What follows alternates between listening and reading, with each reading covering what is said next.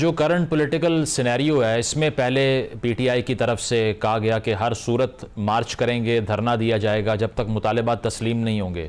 अब मुतालिबात क्या हैं कि 26वीं आईनी तरमीम वापस ले ली जाए, इसके अलावा जो उनके जेल्ड वर्कर्स हैं उनको छोड़ दिया जाए, और जो मैंडेट चोरी किया गया है वो वापस कर दिया जाए, और जुमेरात तक की डेडलाइन दी गई है। अब वो कह रहे हैं कि अगर मुज़ाकरात होते हैं तो ठीक है, अदरवाइज़ हमने तो आना ही है। तो ये प्रैक्टिकल है? आपको लगता है कि गवर्नमेंट इनमें से किसी एक चीज़ पर भी बात करने की पोजिशन में है? देखिए, इवेंचुअली तो बात करनी पड़ेगी, अगर चाहे जितना भी रिलक्टेंट हो हुकूमत के नहीं बात करेंगे। चॉइस क्या है? पीटीआई के लिए ऑप्शंस बहुत लिमिटेड हैं। पीटीआई समझती है, एंड आई थिंक राइटली समझती है कि जी 26th अमेंडमेंट के बाद जुडिशरी से, सुपीरियर जुडिशरी से उनको कोई इंसाफ नहीं मिल सकता। ज़ाहिर है कॉन्स्टिट्यूशनल बेंच में जो लोग बैठे हैं, ख़ासतौर पर जो हेड कर रहे हैं, उनसे तो वो इंसाफ की तवक्को नहीं कर सकते। तो जब जुडिशरी से भी नहीं मिल सकता इंसाफ, पार्लियामेंट से भी नहीं मिल सकता, इलेक्शन कमीशन से भी नहीं मिल सकता, एस्टैब्लिशमेंट फुली सपोर्ट कर रही है हुकूमत वक्त को, तो फिर उनके लिए तो जलसे जुलूस ही है और लॉन्ग मार्च ही है। I may not agree with the strategy, but मैं पीटीआई के पॉइंट ऑफ व्यू से बात कर रहा हूँ। हुकूमत के लिए क्यों नेगोशिएटिंग टेबल पर आना ज़रूरी है कि हुकूमत ने, जाहिर है उनके ऊपर जिम्मेदारी है गवर्नेंस की, मईशत को आगे लेके जाने की, फॉरेन डायरेक्ट इन्वेस्टमेंट लाने की, फॉरेन पॉलिसी को इफेक्टिवली मैनेज करने की, और 100 चीज़ें हैं। इस माहौल में एक्सट्रीम पोलराइजेशन तो नहीं हो सकता। सो कुछ ना कुछ तो गिव एंड टेक का मतलब यह है पीटीआई को भी कुछ पीछे हटना पड़ेगा और हुकूमत को भी थोड़ा सा पीछे हटना पड़ेगा, कुछ दे के कुछ ले के और आगे चला जा सकता है। पहले भी होता रहा है, पहले भी हुकूमतें ऐसी सिचुएशन फेस करती रही हैं, बट इवेंचुअली वो डिपेंड करता है कि कितना पाकिस्तान के अवाम का वक्त ज़ाया हो। ज़िया-उल हक जब तक उनकी डेथ नहीं हो गई थी, वो 6-7 साल उसको बेनज़ीर शहीद को एक्सेप्ट करने के लिए तैयार नहीं थे, लेकिन आज मुड़ के देखते हैं तो पाकिस्तान कि अवाम ही का टाइम ज़ाया हुआ था, या और जितने भी हमारे हिस्ट्री में वो हैं। तो आई थिंक बेटर कोर्स तो दोनों पार्टीज के लिए कि नेगोशिएटिंग टेबल पर बैठे और एस्टैब्लिशमेंट उसको पीछे से सपोर्ट करे, ताकि ज़ाहिर है कोई गारंटर तो होना चाहिए। ज़ुबैर साहब, लेकिन देखें ना, ये आपने जुडिशरी के हवाले से जो बात की है कि चूंकि पीटीआई को वहाँ से उम्मीद नहीं है तो इसीलिए वाहिद रास्ता यही बचता है। आज भी तोशा खाना 2 केस में ज़मानत मंजूर की गई है खान साहब की, और इससे पहले 3 सज़ाएँ मुअत्तल हो चुकी हैं। तो आपको लगता नहीं है कि शायद ये रास्ता वो इख्तियार करना इसलिए नहीं चाहते कि प्रेशर माउंट किया जा रहा है? ये भी कहा जा रहा है कि हो सकता है कुछ ट्रायल्स ऐसे चल रहे हैं जो कंप्लीट हो जाएं तो उनके लिए मज़ीद मुश्किलात हो सकती हैं। सो दे अंडरस्टैंड कि यही वक्त है, जितना प्रेशर है एक्सर्ट कर लें, अदरवाइज़ मज़ीद मुश्किलात हमारा इंतज़ार कर रही हैं आगे। देखिए, हकीकत का तो किसी को कुछ नहीं पता, बट स्ट्रैटेजी का हिस्सा हो सकता है। लेकिन जिस कोर्ट की मैं बात कर रहा था, जो 26वीं तरमीम की हम बात कर रहे हैं, या फरवरी 2024 के इलेक्शन की बात कर रहे हैं, जो उनकी डिमांड्स हैं, वो तो उसका डायरेक्ट ताल्लुक जो है सुपीरियर जुडिशरी से है, बल्कि कॉन्स्टिट्यूशनल बेंच से है। तो कॉन्स्टिट्यूशनल बेंच को जो हेड कर रहे हैं जस्टिस अमीनुद्दीन, ज़ाहिर है बड़े एहतराम के साथ, लेकिन वो उन 2 जजेज में थे। 8-2 का जो फैसला था उसमें भी मुझे तो कोई इशू नहीं है कि हर एक जज अपना फैसला करता है, लेकिन उसके साथ साथ उन्होंने जो ये भी डायरेक्शंस दी जस्टिस अमीनुद्दीन ने और एक दूसरे जज ने, वो भी कॉन्स्टिट्यूशनल बेंच का हिस्सा है कि जी इसको इम्प्लीमेंट ना किया जाए। ये तो दुनिया की तारीख में कभी हुआ ही नहीं, जजेस अपना फैसला देते हैं। अब उसी जज से आप तवक्को कर रहे हैं कि 26वीं अमेंडमेंट को सुना जाएगा और ऐसा फैसला दिया जाएगा that will come as justice for everyone. मैं ये नहीं कह रहा कि पीटीआई के हक में या किसी और के हक में। तो वहां से इसलिए इंसाफ नहीं है। अब ये इस्लामाबाद हाई कोर्ट में, and this is obviously early times, अगर हम कहें कि जो जब से ये बेल अनाउंस की गई है इमरान खान के लिए, मुझे नहीं पता ये उस बातचीत की वजह से हुआ हो, जो बातचीत बहुत से लोग स्पेकुलेट कर रहे थे कि चल रही है, या ये उससे कोई ताल्लुक ना हो। ये आइंदा चंद घंटों में या एक आध दिन में क्लियर होकर सामने आएगा। अगर तो पीटीआई अपनी 24 की कॉल ऑफ कर लेती है, इसके बाद अगर वो रिलीज हो जाते हैं, तो इसका मतलब ये होगा कि कुछ ना कुछ तो बातचीत चल रही है। तो आपके इल्म में ऐसी कोई बात है कि उनको बाहर ले जाने की भी कोशिश की जा रही है? क्योंकि ये भी कहा जा रहा है कि ब्रिटेन से और अमेरिका से भी प्रेशर एक्सर्ट करवाया गया और अब नेगोशिएटिंग टेबल पे इसीलिए आया जा रहा है कि अगर उनको सेफ पैसेज मिलता है तो वो उनको दे दिया जाए। ये तो I can say that with almost 99.9% conviction के बिल्कुल बाहर से प्रेशर भी है और उनको कोशिश भी की जा रही है कि बाहर किसी तरह से भेजा जाए। अब पाकिस्तान में हमारे पास जो ऑप्शंस होते हैं ना मुसम्मिल, वो वही होते हैं घिसे पिटे जो कि पिछले 70 साल से इस्तेमाल किए जा रहे हैं कि जी किसी न किसी तरह से बेनज़ीर को बाहर भेज दिया था, नवाज शरीफ को बाहर भेज दिया था, एक दफ़ा नहीं 2 दफ़ा बाहर भेजा था 2000 में या फिर 2017 में 2019 में सॉरी। तो ये तो हमारे पास फार्मूला है, बट वो none of those formulas has ever worked in Pakistan context. तो इमरान खान को अगर बाहर भेज भी देंगे तो क्या उससे पाकिस्तान के मसाइल हल होना शुरू हो जाएंगे? अब इमरान खान की एक पर्सनैलिटी है जो सब जानते हैं, मेरे नहीं ख्याल है कि वो चुप करके बैठ जाएंगे और वो इस चीज़ पर एक्सेप्ट हो जाएंगे कि जी ठीक है हम सारे मुतालबात भी वापस लेते हैं, मैं चुप करके भी बैठ जाऊंगा और कोई ऐसी चीज़ नहीं कहूँगा जो हुकूमत के लिए दिक्कत बने उनकी गवर्नेंस में। मेरा नहीं ख्याल है इमरान खान कोई ऐसी कमिटमेंट करने के लिए तैयार है। अब ज़बरदस्ती जहाज़ में बिठा दिया जाए, जैसे 2000 में शहबाज शरीफ को ज़बरदस्ती बिठाया गया था जहाज़ में क्योंकि नवाज शरीफ साहब तैयार हो गए थे, वो तैयार नहीं हो रहे थे। तो अब ये तो आगे आइंदा आने वाले दिनों में पता चलेगा। ज़ुबैर साहब, इसके अलावा अलीमा खान साहिबा ने कहा कि खान साहब से उनकी बात हुई है और उन्होंने कहा है कि सिर्फ इस्टेब्लिशमेंट वो वाहिद एंटिटी है जिससे बातचीत हमने करनी है क्योंकि ताकत उनके पास है। किसी डेमोक्रेट का ये कहना रिकग्निशन नहीं है उनकी पॉलिटिकल पावर की, क्योंकि अगर आप गवर्नमेंट को वैसे ही पपेट कह के डिक्लाइन कर दें और आप ये भी कहें कि हमने इनकलाबी तहरीक चलानी है और फिर आप कहें बात भी इस्टेब्लिशमेंट से ही होनी है, मुनासिब है? बिल्कुल मुनासिब है। हुकूमत पपेट गवर्नमेंट है, इसमें तो कोई दो राय नहीं है।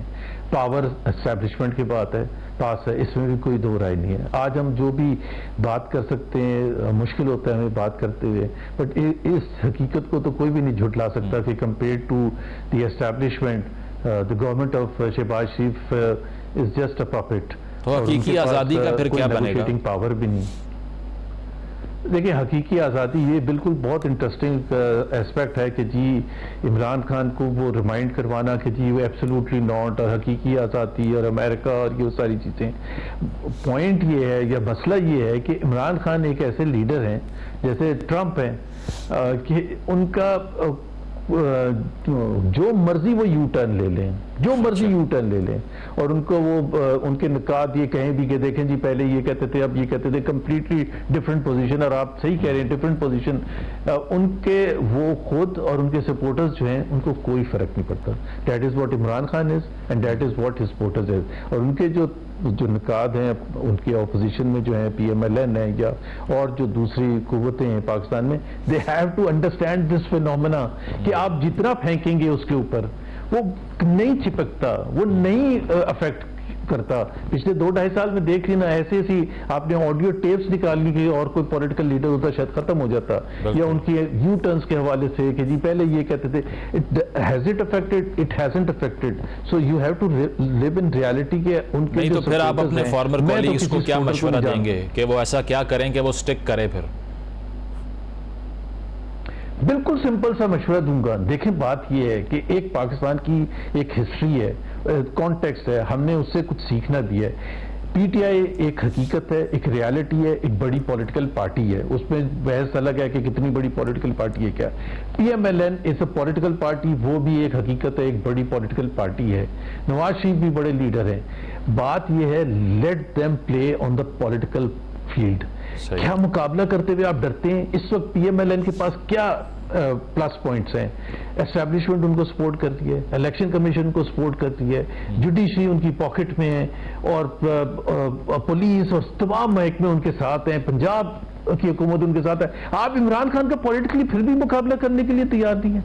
आई मीन आप खुद सोचो ना कि इतना सेफ तो कोई भी नहीं खेलता, कि तो बिल्कुल ऐसे है कि जी मेरे सामने को बॉलिंग भी ना करे, अब बॉल रख दिया करे और फील्डर भी हटा दें और मैं इनिंग्स खेलना चाहता हूं। अब इतना डर के तो आप नहीं चल सकते ना, आप एक पॉलिटिकल पार्टी है, आप हकीकत है at one time you are PMLN की बात कर रहा हूं, major political entity in Pakistan, लोग सपोर्ट भी करते थे, अब भी सपोर्ट करते होंगे, कितने वो एक अलग बहस है। बट आप इतने सेफ हो कि आपको हुकूमत भी मिल गई, सब कुछ मिल गया, ट्राइब्यूनल भी आपकी मर्जी के बन गए, वो भी आगे नहीं चल रहे, अब भी आप why can't you deal with Imran Khan as a political, because Khawaja Asif has said कि अगर आपने पॉलिटिकली बात करनी है, मुज़ाकरात करने हैं, तो 9 मई का पुल क्रॉस करना होगा, जिम्मेदारी लेनी होगी, एक्नॉलेज करना होगा, इसके अलावा बात नहीं होगी।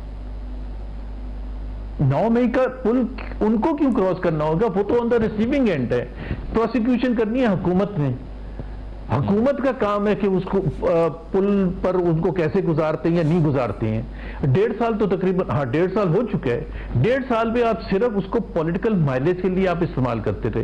पहले आपने इस्तेमाल किया फरवरी के इलेक्शन में अपनी फतह के लिए कि जी 9 मई वाले हैं, ये 9 मई वाले हैं, उसका क्या असर हुआ, बिल्कुल बैकफायर कर गया। मैंने जैसे कहा था कि इमरान खान पर कोई चीज नहीं लगती है, कोई चिपकती नहीं है। एनीवेज मैं ये नहीं कह रहा कि उसको आप बायगॉन्स भी बायगॉन्स, और आप कहें कि 9 मई को जो उसका जो लीगल प्रोसेस है वो जरूर होना चाहिए, लेकिन मुजम्मिल लेट मी से one thing here, her issue Bangladesh, हम सब आज एक एग्री करते हैं कि बांग्लादेश हमारे से अलग इसलिए हुआ था, ईस्ट पाकिस्तान रादर इसलिए बांग्लादेश बना था कि हमने उनका mandate besides lot of other things mandate नहीं तस्लीम किया था, ये कहते हैं ना। तो आपने पंजाब का इलेक्शन ना करवा के रोक के आपने मैंडेट नहीं रोका, आपने KP का इलेक्शन ना करवा के आपने मैंडेट नहीं रोका, अपनी जिम्मेदारी आप लेने के लिए तैयार हैं। आप फिर May 9 फिर उन पर जरूर उंगली उठाएं और उनको प्रोसिक्यूट करें, मुझे कोई प्रॉब्लम नहीं है। बट इमेजिन अगर अप्रैल 2023 में इलेक्शन हो जाता पंजाब का, तो हुकूमत होती PTI की, May 9 होता, that is also a larger question. यार ये चीजें जो होती है ना, मुल्क जो है उससे सीखते हैं और उसको स्टडी करते हैं, उसको आगे चलते हैं। आपने जब तक वो बांग्लादेश टूट नहीं गया, बन नहीं गया, ईस्ट पाकिस्तान टूट नहीं गया, बंगाली अलग नहीं हो गए, many years pass, decades passed, and then you started to understand the intelligence of West Pakistan कि यार हमने उनके साथ ये भी तो ज्यादती की थी, ये भी तो ज्यादती की थी, ये भी तो ज्यादती की थी। एंड डोंट फॉरगेट के आर्मी ऑपरेशन, जो मिलिट्री ऑपरेशन के मार्च 26 1971 को हुआ था इन ईस्ट पाकिस्तान, क्रैकडाउन हुआ था, उससे 20 दिन पहले बंगालियों ने बहुत हशर नशर किया था हमारे फौजियों के साथ भी, पंजाबी जो वहां सेटल हुए थे उनके साथ भी, बाकी वेस्ट पाकिस्तानी के साथ बहुत बुरा किया था।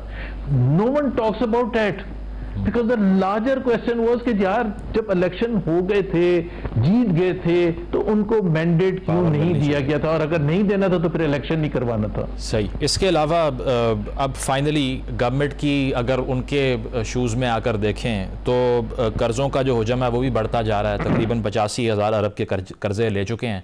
वो और बात है कि गवर्नमेंट क्लेम करती है कि मौशी अशारिये बेहतर हो रहे हैं, स्टेबिलिटी आ रही है, लेकिन एक तरफ इकनॉमिक फ्रंट, दूसरी तरफ टेररिज्म का मसला कि आज बन्नू में एक और हमला होता है, कीमती जानों का ज़िया होता है फोर्सेस का, और तीसरी तरफ पॉलिटिकल इंस्टेबिलिटी। अब अगर इस सूरत हाल में वज़ीर आला खैबर पख्तूनख्वा अल जिहाद के नारे लगवा रहे हैं और वो कह रहे हैं कफन बांध के हम आ रहे हैं, और आप अगर ज़ुबैर साहब उनकी जगह होते, how would you deal with something like this कि वो कह रहे हैं कि हमने इस्लामाबाद आके बैठ जाना है और हमने उठना नहीं है यहाँ से, और मुतालिबात ये हैं कि आप हुकूमत ही छोड़ दें?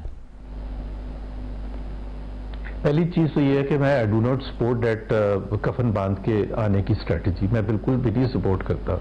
मैं अगर PTI होता तो मैं इसको बिल्कुल डिफरेंट ही कहता। 24 नवंबर को अगर मैं जलसा करने की या जुलूस निकालने की या इस्लामाबाद जाने की बात करता तो मैं ये कहता कि हमारा ये हक है जलसे जुलूस करना, हम we will keep mounting the pressure. 24 को अगर कुछ नतीजा नहीं निकलता तो हम अगले महीने फिर आएंगे, उससे अगले महीने फिर आएंगे।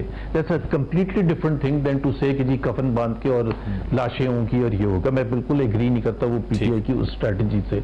लेकिन हैविंग सेड दैट, देखे ना, फिर बात यह है कि अगर आपने PTI को या गंडापुर साहब को रोकना है तो फिर आपने क्या इन रिटर्न उनको ऑफर करना है? आप ये कह रहे हैं कि जी सब हालात सही है, फरवरी 2024 के इलेक्शन में कुछ नहीं हुआ था, जितने पॉलिटिकल प्रिजनर्स हैं जो अंदर बंद हैं, जो से मई 9 के लिए ही बंद हैं, फॉर एग्जांपल उमर सरफराज चीमा है या दूसरे महमूद रशीद हैं या दूसरे लोग हैं, क्या उनके साथ इंसाफ हो रहा है? यास्मीन रशीद है, क्या उनके साथ इंसाफ हो रहा है? हम इतने इनडिफरेंट होके बैठे हुए हैं और फिर हम सोच रहे हैं कि कोई फर्क भी नहीं पड़ेगा। फर्क पड़ेगा, रिएक्शन होगा।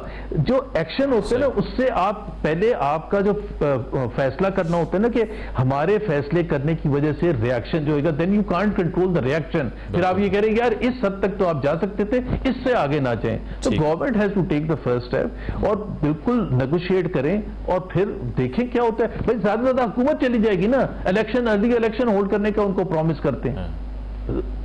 ये बहुत ज्यादा है वन सोल्यूशन। बहुत ज्यादा भाई, हार जाएंगे ना तो क्या हुआ? ठीक, पता आपको जरूरी तो नहीं होता झंडे वाली गाड़ी चाहिए होती है हर वक्त। आप 2.5 साल से बैठे हैं, 3 साल हो चुके हैं आप, आपने काफी मजे ले लिए। अगर आप हकीकत ये है कि अवाम आपको सपोर्ट नहीं करते तो let it be like that. मतलब कोई ना कोई पॉजिटिव जेस्चर दिखाना पड़ेगा ताकि पीटीआई के जो रिजर्वेशंस हैं वो हल हों। बहुत शुक्रिया, मोहम्मद जुबैर साहब हमारे साथ मौजूद थे।